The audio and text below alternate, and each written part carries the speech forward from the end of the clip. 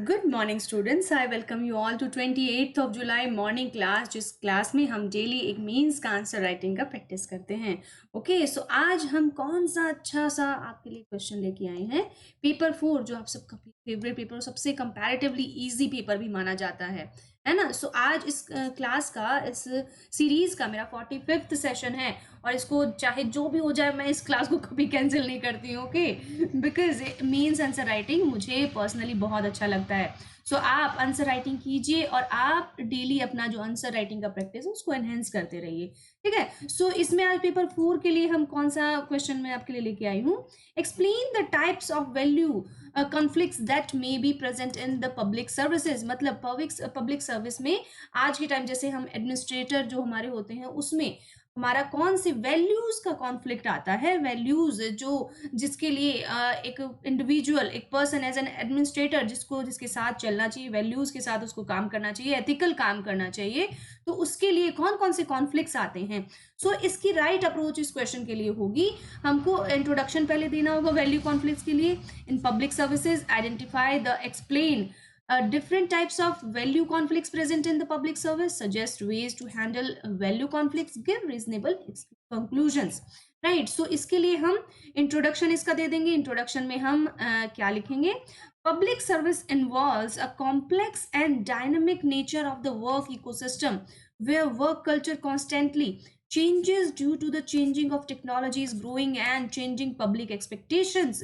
मतलब public service में as an administrator आपके जो भी वर्क है, वर्क एथिक्स आपके चेंज होते रहते हैं, कॉम्प्लेक्स है, डायनेमिक है, और जैसा इकोसिस्टम है, जैसा वर्क कल्चर आपका डिपेंड करता है उसके अकॉर्डिंग आपको अपना वैल्यूज भी चेंज करना पड़ेगा, ठीक है। और चेंजिंग टेक्नोलॉजी चेंज होता है। पहले हम कैसे हमें अपना वर्क फोर्स इतना ज्यादा मेंटेन करना पड़ता था, आज वो सब कंप्यूटर से काम हो रहा है ना। तो उसके अकॉर्डिंग हमें अपनी वैल्यूज में भी चेंज लाना पड़ेगा। Growing and changing public expectations, demographic changes and effects of economic and social globalisation.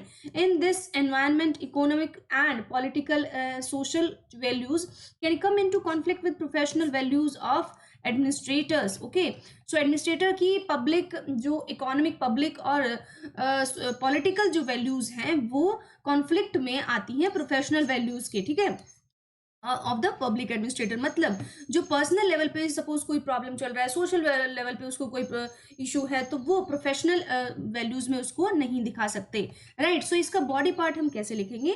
There are broadly 3 different types of value conflicts. 3 मुख्य प्रकार के वैल्यू कॉन्फ्लिक्ट्स होते हैं। कौन कौन से। Interpersonal value conflicts occur within the individual when he or she is faced with competing personal values। मतलब interpersonal values जो हम खुद से दूसरे लोगों के साथ जो पर्सनल वैल्यूज बनाते हैं वो कॉन्फ्लिक्ट्स होते हैं।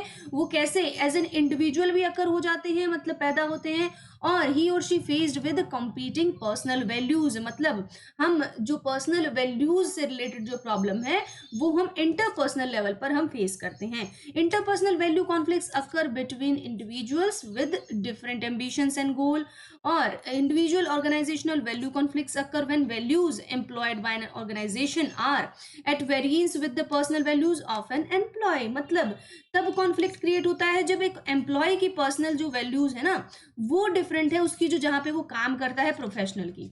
सपोज उसका जो प्रोफेशनल एथिक्स है वो अलाउ नहीं करता कि आपको एक पर्टिकुलर सेक्शन ऑफ पीपल का इनका हेल्प करना है, बट एज अ पर्सन आप सोचेंगे कि पहले उनका हेल्प करना चाहिए। तो ऐसे आपका कॉन्फ्लिक्ट क्रिएट हो सकता है अपनी जॉब से और खुद से, ठीक है। सो ये देखिए हम एथिक्स में ये सब भी पढ़ते हैं। सो सम स्पेसिफिक वैल्यू कॉन्फ्लिक्ट्स कौन कौन से होते हैं। Efficiency versus equity. अब देखो हमें एफिशिएंट काम करना होता है कि हमें इक्विटी लाना होता है अपने काम में, तो कौन सा ज्यादा जरूरी है। emerges in the context of demands for greater cost cutting while simultaneously providing quality services to all।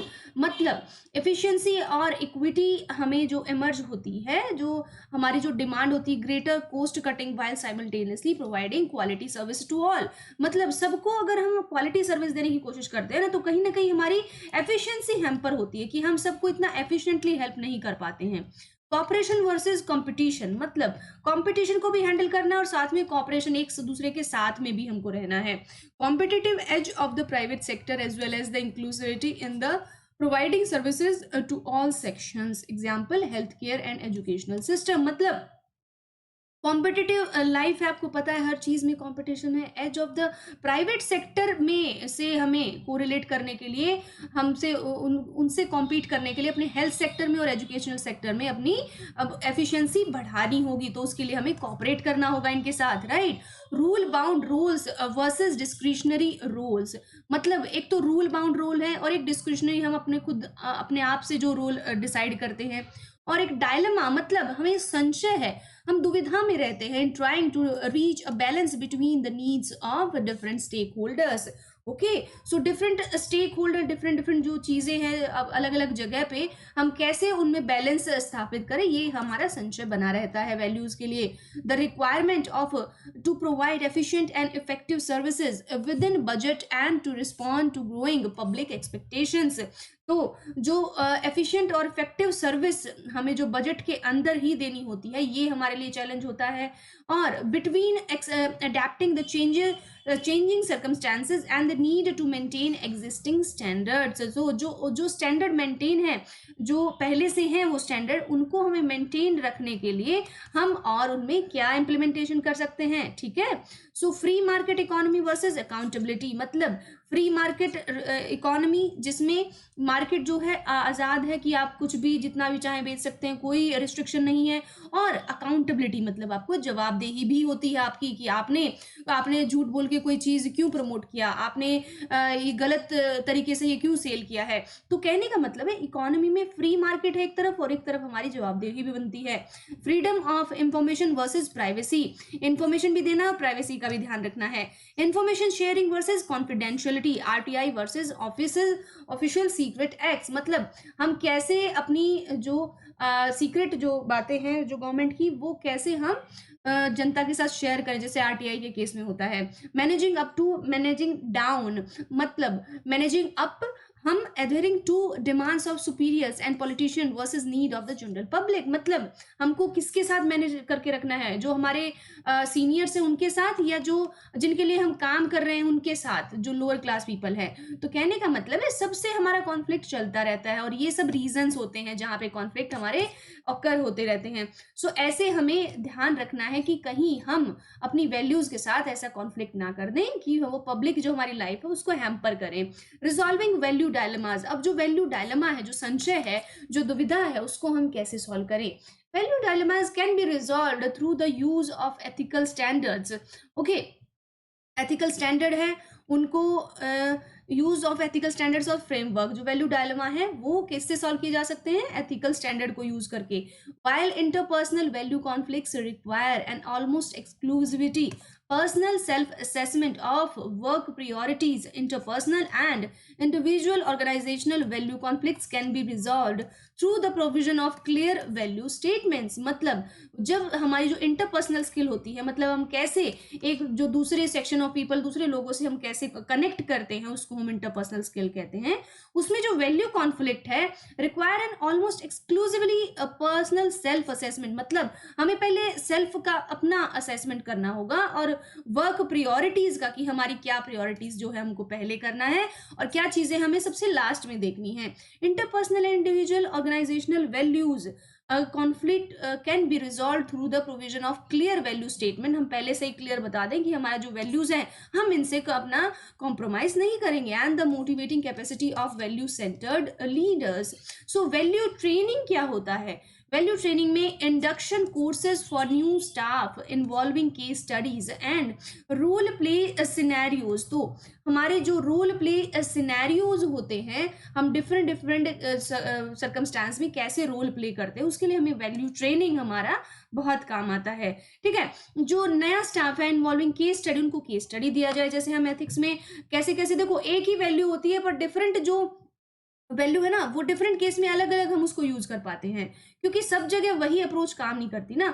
तो वैल्यू सेमिनार्स एंड वर्कशॉप उसको हेल्प कर सकते हैं, कि जो नया स्टाफ है उसको बताने में कि वैल्यू ट्रेनिंग, वैल्यू को हम कैसे एनहेंस करो, कैसे बनाए रखें, ठीक है, अपनी पब्लिक लाइफ में। Meaning and practical application of values to everyday workplace scenarios, right. So conclusion हम इसके लिए क्या लिखेंगे, right conclusion should be like value conflicts are inevitable particularly in organizations performing multiple tasks with a range of stakeholders। मतलब value conflicts हमारे, हम जिसको छोड़ नहीं सकते हैं, जैसे बड़ी बड़ी ऑर्गेनाइजेशन है जिसमें मल्टीपल टास्क एक साथ होते हैं, तो वैल्यू भी हमें साथ में बना के रखनी पड़ती है।